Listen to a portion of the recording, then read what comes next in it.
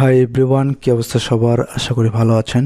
আজকের ভিডিওটি বেসিক্যালি তাদের জন্য যাদের ইংরেজি উচ্চারণ এবং রিডিং পড়তে সমস্যা, বেসিক্যালি তাদের জন্য আজকের এই ভিডিওটি। আর আপনি যদি এই ভিডিওটি দেখেন তাহলে আপনার প্রনাউন্সিয়েশন এবং রিডিংয়ে আশা করি আর কোনো সমস্যা থাকবে না। আমি কিছু গুরুত্বপূর্ণ নিয়ম আপনাদের সাথে শেয়ার করব। রুল নাম্বার 1, শব্দের শুরুতে কে এন থাকলে তার উচ্চারণ হবে এন, এক্ষেত্রে কে অনুচ্চারিত থাকে। যেমন নলেজ মানে জ্ঞান, এখানে কে কিন্তু অনুচ্চারিত থাকতেছে। নাইট, নি মানে হাঁটু, এখানে কে অনুচ্চারিত। নাইফ মানে ছুরি, এখানে কে অনুচ্চারিত থাকতেছে। এরপরে রুল নাম্বার 2, ডাব্লু এর পরে এইচআর থাকলে ডাব্লু এর উচ্চারণ হয় না। যেমন রাইট মানে লেখা, রাইটার মানে লেখক। রং মানে ভুল, রিস্ট মানে হাতের কবজি, রেসলিং মানে কুস্তি, রিট WRIT রিট মানে দলিল, এখানে ডাব্লুর উচ্চারণ কিন্তু হচ্ছে না। র্যাপ মানে মোড়ানো, এখানে ডাব্লুর উচ্চারণ কিন্তু হচ্ছে না। রুল নম্বর 2, এল প্লাস এম পরপর থাকলে পরে ভায়েল না থাকলে এল অনুচ্চারিত থাকে। যেমন কাম মানে শান্ত, KALM কাম, এখানে এল এর উচ্চারণ কিন্তু হচ্ছে না।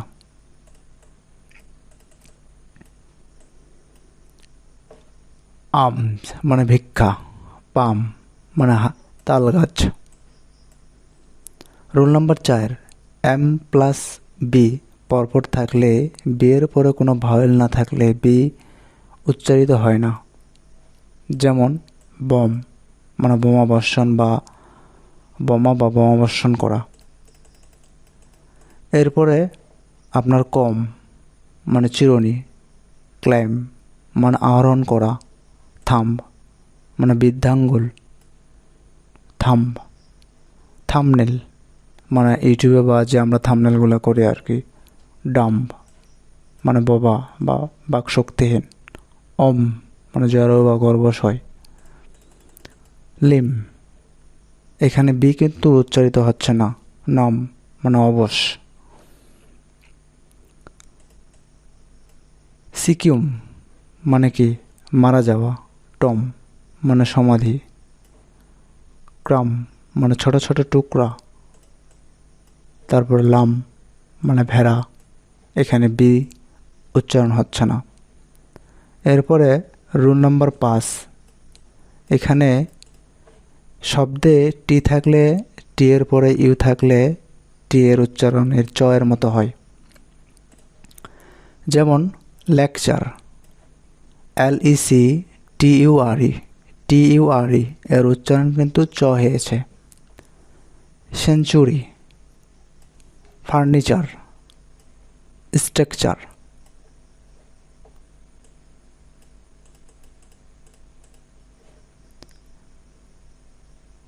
Culture, cultural.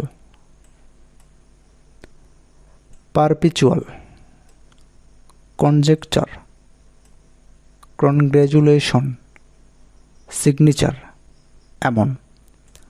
তো এরপরে কিছু আছে ব্যতিক্রম, যেমন স্টুডেন্ট, টিউটোরিয়াল, এই টাইপের।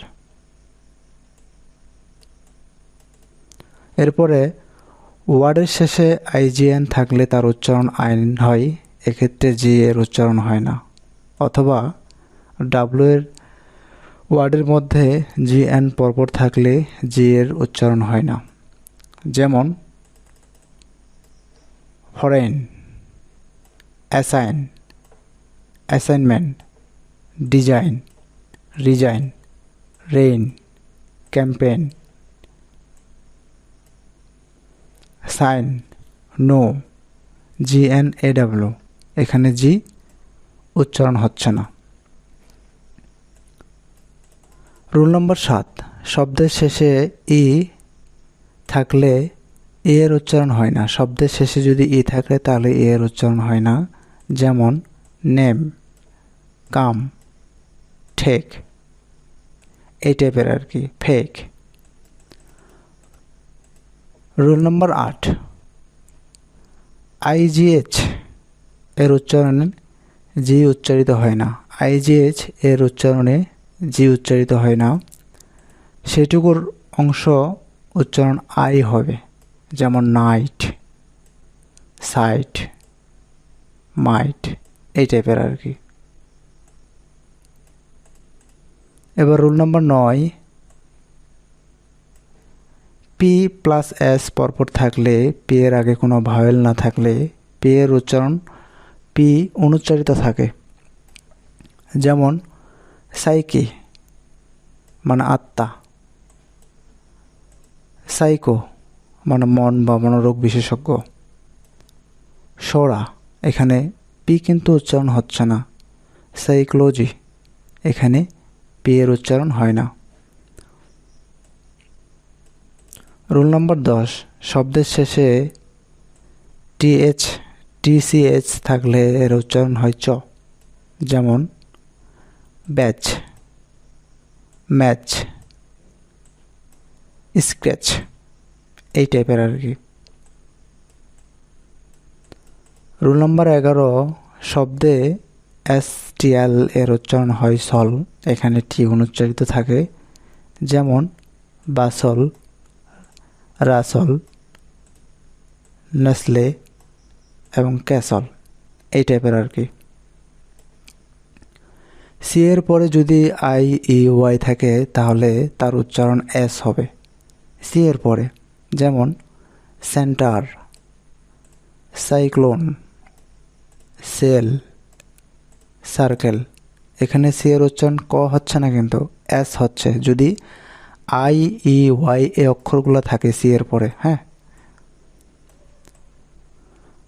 রুল নম্বর 13, শব্দের শেষে কিউ ইউ ই থাকলে এর উচ্চারণ হবে ক।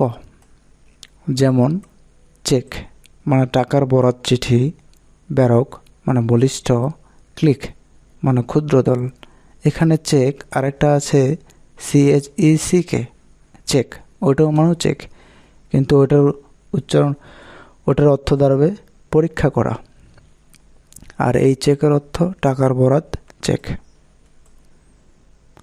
রুল নম্বর 14, শব্দের শেষে এমএন এর পরে কোনো ভাওয়েল না থাকলে এবং এমএন পরপর থাকলে অ্যান অনুচ্চারিত থাকে।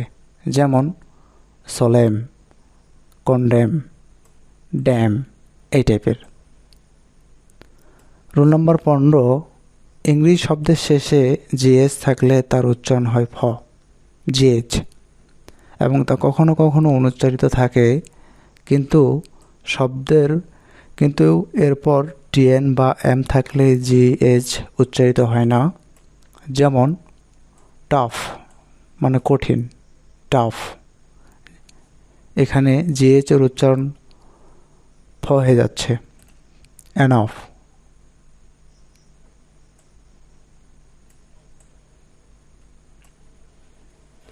রুল নম্বর 16, এলকে এর আগে ই বা ইউ না থাকলে এলকে এর উচ্চারণ হবে ক, সেক্ষেত্রে এল অনুচ্চারিত থাকে। যেমন টক, ওয়াক, চক, এই টাইপের। রুল নম্বর 17, কে এন বা জি এন এর আগে ভাওয়েল না থাকলে কে এবং জি উচ্চারিত হয়। কে এন বা জি এন এর আগে ভাওয়েল থাকলে কে এবং জি উচ্চারিত হয়। যেমন অ্যাগনস্টিক, অ্যাকনোলেজমেন্ট। রুল নম্বর 18, কোনো শব্দে সি প্লাস ও ইউ এবং কনসোনেন্ট থাকলে সিসি এর উচ্চারণ হবে ক। যেমন একিউজ, অ্যাকর্ডিং, অ্যাকুরেট, সিসি, এখানে সিসি এর উচ্চারণ হচ্ছে কিন্তু ক। রুল নম্বর 19, ভাওয়েল এর পরে বিটি এর উচ্চারণ ট হবে। এক্ষেত্রে বি অনুচ্চারিত থাকে, যেমন ডাউট। এখানে বিটি এর উচ্চারণ কি হচ্ছে? এখানে বি কিন্তু উচ্চারিত হচ্ছে না। ডেট, ডাউটফুল, এখানে বি অনুচ্চারিত থাকতেছে। রুল নাম্বার 20, আর প্লাস ভাওয়েল প্লাস সিএচ এভাবে ব্যবহৃত হলে সিএচ উচ্চারণ হবে চ, যেমন অ্যাপ্রোচ, ব্রাঞ্চ, এই টাইপের। রুল নাম্বার 20, কনসোনেন্ট এরপর ও আই এর উচ্চারণ হয় অয়, যেমন কয়েন, জয়েন, এই টাইপের। রুল নাম্বার 21, আইজিএইচ এর উচ্চারণ আই এর মতো হয়, যেমন নাইট, ডাইট, ফাইট, টাইট, আই উচ্চারণ হচ্ছে একটা। রুল নম্বর 22, এল প্লাস এম এর আগে কোনো ভায়োল না থাকলে এল উচ্চারিত হয়, যেমন ফিল্ম, ইলন, ফিল্মি, এই টাইপের। রুল নম্বর 23, ই এ প্লাস আর এভাবে ব্যবহৃত হলে এবং আর যদি ওয়ার্ড এর শেষ বর্ণ হয় তাহলে ই প্লাস এ উচ্চারণ ই আর এর মতো হবে, যেমন ডিয়ার, ফেয়ার, বিয়ার, এই টাইপের।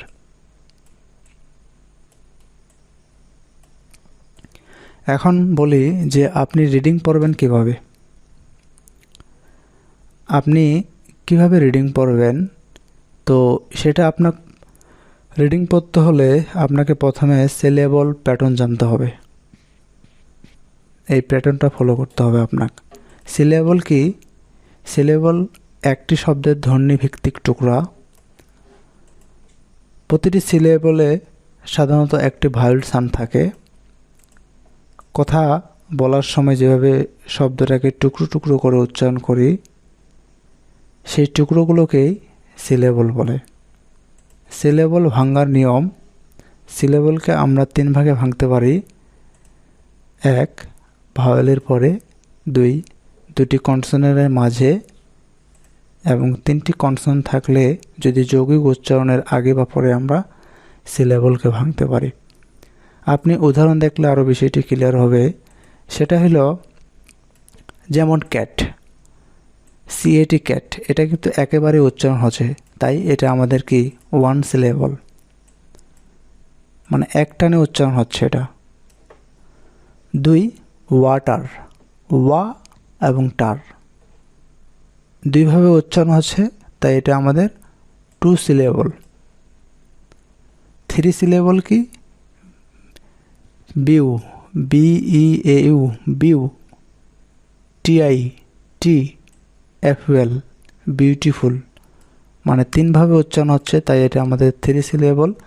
এখানে কিভাবে আমরা এটা ভাঙছি এটা আমি এখানে দেওয়া আছে, আমি এখানে দিয়ে রাখছি, মানে 3 ভাগে উচ্চারণটা হবে।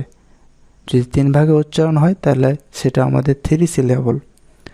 এবার 4 সিলেবল কি? ইন, আইএন, ইন, এফওআর, ফর, এমএটিএন, মানে 3 ভাবে উচ্চারণটা হচ্ছে, তাই এটা আমাদের, এটা হচ্ছে 4 ভাবে উচ্চারণ, তাই 4 সিলেবল। এখানে এই যে আইএন দিয়েছি, একটা আমাদের কি আছে, আইটা আমাদের কি ভাওয়েল আর এনটা কনসোনেন্ট। একটা ভাওয়েল একটা কনসোনেন্ট, আমরা এটা ভাঙতে পারি। এফওআর, এখানে 2টি কনসোনেন্ট আছে, ভিতরে একটা ভাওয়েল আছে, তাই এটা আমরা ভাঙতে পারবো। তো এইভাবে আপনার সিলেবলগুলো ভাঙানো যায় ভাওয়েল এবং কনসোনেন্টের মাঝে, বা একটা ভাওয়েল থাকলে এখানে দেওয়া আছে, আপনি পড়লে বুঝতে পারবেন।